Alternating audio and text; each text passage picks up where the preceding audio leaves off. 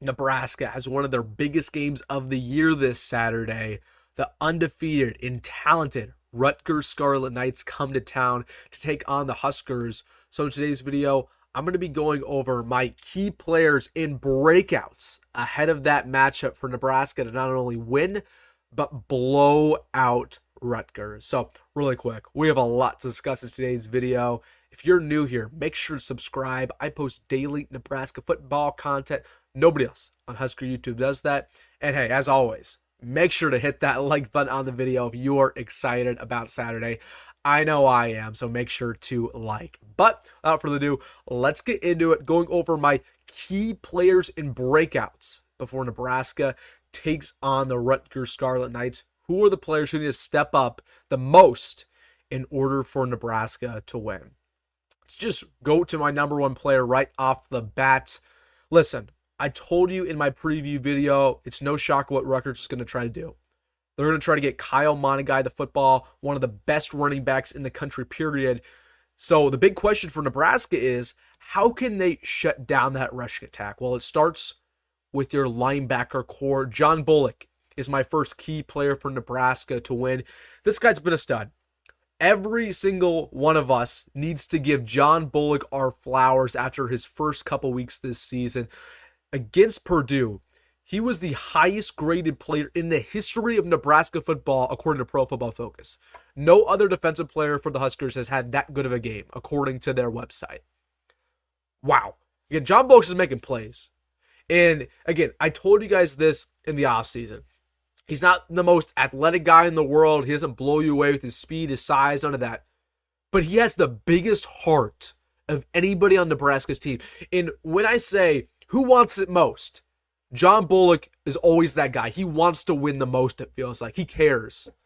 So when Nebraska needs a big fourth down stop, guess who gets the tackle? It feels like it's always John Bullock.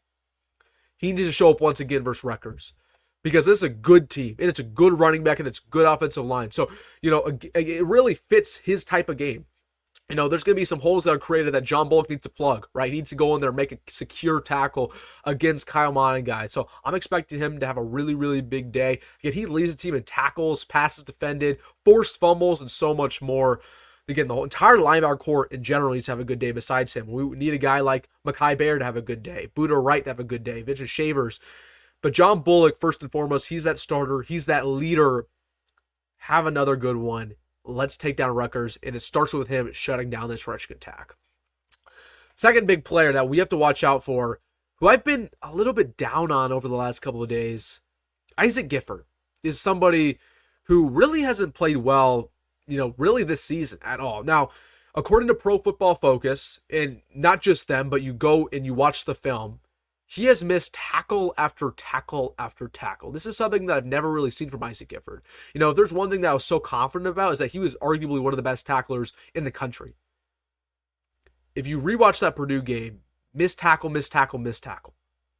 What's going on there with Giff, man? He's not what he used to be, specifically last year. Now, if you look at the stat sheet, he still has 24 tackles on the year. That's not bad. But if he made all the tackles that he should have, he'd be in the 30-plus range. So Isaac Gifford, what I command of him and what I'm hoping from him in this ball game is that we know how much of an athletic freak he is, that he's flying over the field, that he's always in a good position to make a play. If you are in that position, you got to make those tackles. You got to come down and get a guy to the ground, or force a fumble free, something like that, to really make your print on the ball game, because we just haven't seen that from Gifford. And I know a lot of people have been asking me about it. They're like, why hasn't Gifford been playing as well? I'm not sure. We need to see that versus Rutgers. He needs to have a statement game, take the ball away, play with some energy, step up big time, not only in the running game, but also in the passing game, right? If you're in man coverage versus a tight end, make a play. If you're in zone coverage deep, make a play. So hoping Isaac Gifford really has a good night versus Rutgers this Saturday. Number 3, going to the offensive side of the football, Emmett Johnson is my third key player in breakout for the Huskers. Listen, he needs to give the coaching staff a reason to continue to put him on the field. A reason to make him running back one going forward. He's averaging 8 yards a carry so far this season. He averaged 12 yards a carry versus Northern Iowa. He averaged 9 versus UTEP, and then, of course, had a really good day versus Purdue. He needs to break out in a big way.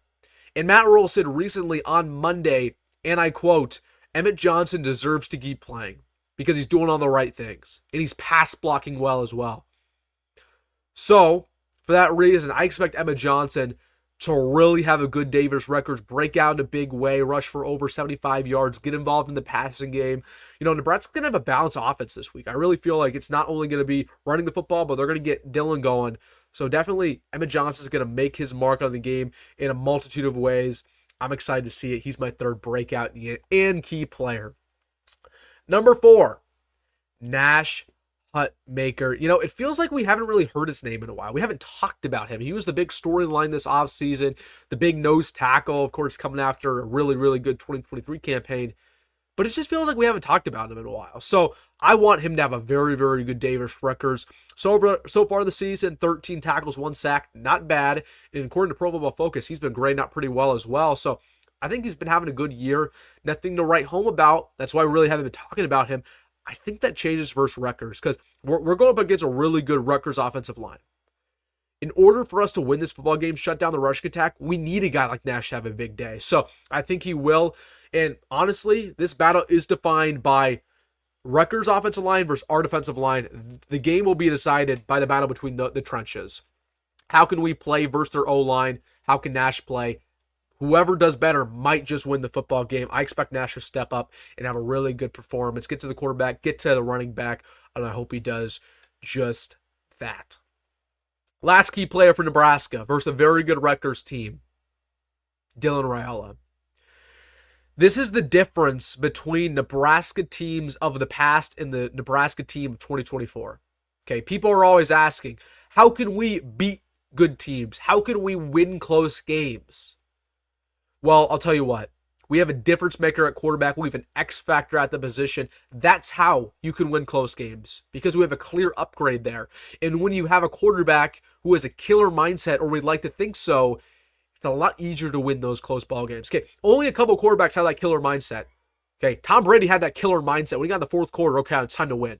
Pat Mahomes has that killer mindset. Okay, Tommy Frazier had that killer mindset. We need Dylan Raiola to have that killer mindset because this game will probably be a close ball game going into the fourth quarter. We need him to take over and make that play. And I think he will. So, all right, that is my 5th and final key player for Nebraska. I want to make an honorable mention. Special teams needs to have a good day, period. No mistakes. No blocked kicks, no missed field goals, no bad snaps, no bad punts. Gunners get down the field on a punt return. We need to have good returns in the kicking unit. No mistakes there. That is my honorable mention. All right, guys. Those are my key players and breakouts versus the Scarlet Knights. I'm hoping we get this victory Saturday. Let me know down below. Who do you think has a good day versus Rutgers? But more importantly, who do you want to see play well versus the Scarlet Knights? Let me know in the comment section. Hey, if you made it this far in the video, make sure to hit that like button and subscribe. And as always, folks, go Big Red, go Matt Rhule, and see you in the next one.